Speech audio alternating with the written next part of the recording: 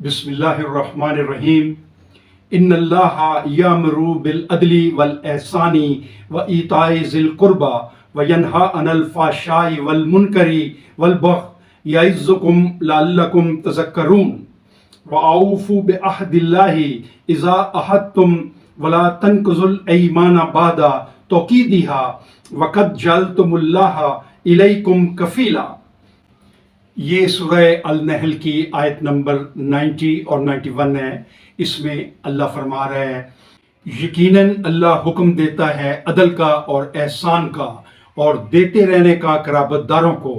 اور اللہ منع کرتا ہے بے حیائی سے، برے کاموں سے اور ظلم و زیادتی سے، نصیحت کرتا ہے تم کو تاکہ تم یاد رکھو اور پورا کرو اللہ کا عہد جب بھی تم نے اس سے کوئی عہد کیا ہو، اور مت توڑو قسمیں بعد ان کو پختہ کرنے کے، اور جب کہ بنا چکے ہو تم اللہ کو اپنے اوپر گواہ۔